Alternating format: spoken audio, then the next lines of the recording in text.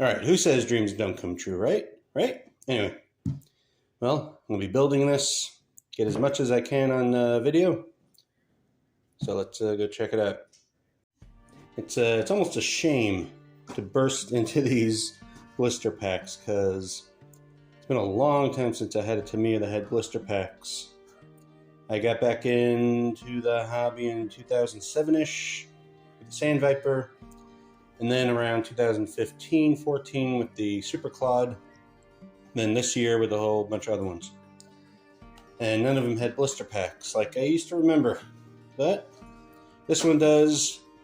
Price demanded it, apparently. I got my magnetic trays. 1, 2, 3. Probably need more, but that's all I can get a hold of at the moment.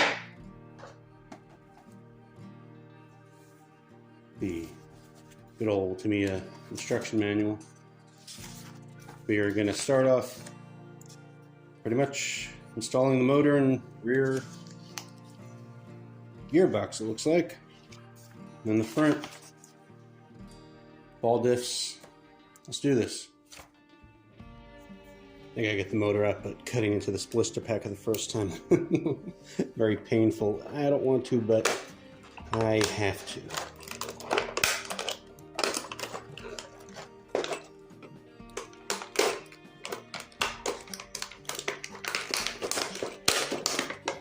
There we go.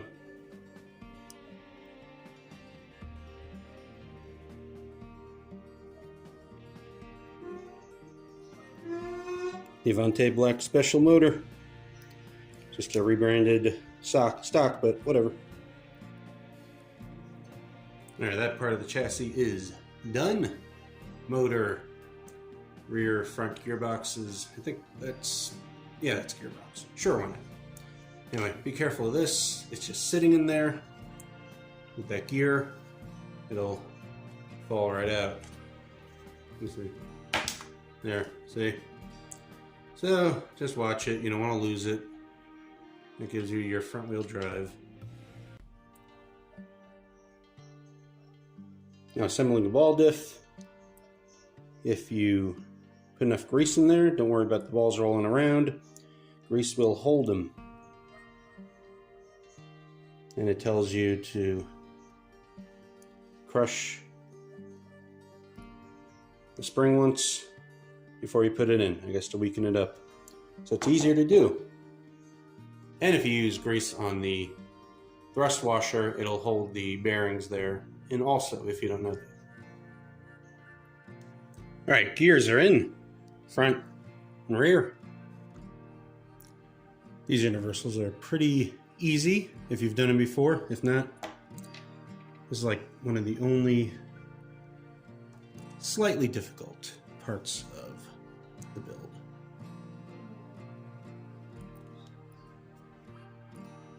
I just add a little grease there. I get my BB36. That right there. I insert the grub screw right away because you're working with so much grease, you don't want to get, not get as much grease on these threads. You don't want it to come apart as you're driving. Grease. I wipe off a lot of the excess.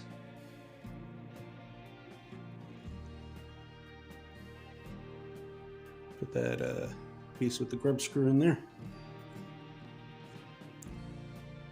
Get my dog bone looking thing. Line up the hole that the pin will go through. Let's see, come on. Line up the hole with that hole. So I can put it in relatively easy. Or not. Line it up again. You look through it and see if you see light through it. Can't get on a little bit on the camera. All right. See how much greases on there. I don't like putting them in while it's like that. There we go. Alright, suspension arms are on the rear end. A lot of metal on this thing. It's pretty nice. Diff is working, not a problem. Alright, front suspension is on. Got with the steering, shocks of course, but hey, I opted to go for the torque splitter so that the front wheels will go dead when I take off the brake. When I take off power, won't be able to brake with the front wheels, but I want to try it out. All my other four-wheel drive vehicles have always had power, never had like a torque splitter, so I want to see how it is. Alright, the racing steering's done. That is smooth. Has 8 ball bearings in the entire racing steering, which is nice. 2 here, 2 here, 2 here, 2 here. And it is tight. There's no play in it at all, which is awesome. Definitely worth an upgrade if you don't have this on your Avante Egress or Vanquish. I found that if you use the tensioners for the shocks themselves, just put them around there, you don't have to put the cap on to keep the shocks upright. Well, you get the bubbles out of the oil. And that's where we're at right now. Just got the electronics in. Gonna run it with the motor. Might as well, right? Alright, I'm putting in a Hobbywing 1060. A JX high-speed servo. And then a fly sky receiver for my pistol grip. Alright. Everything's zeroed out here.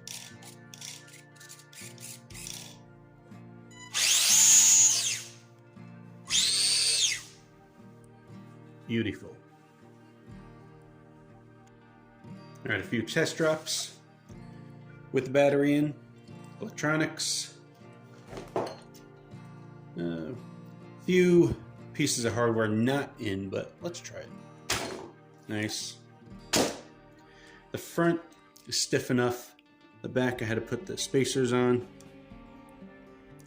because that was sagging. I might have to put more because I know that the old school cars, they sag during acceleration. But so far so good.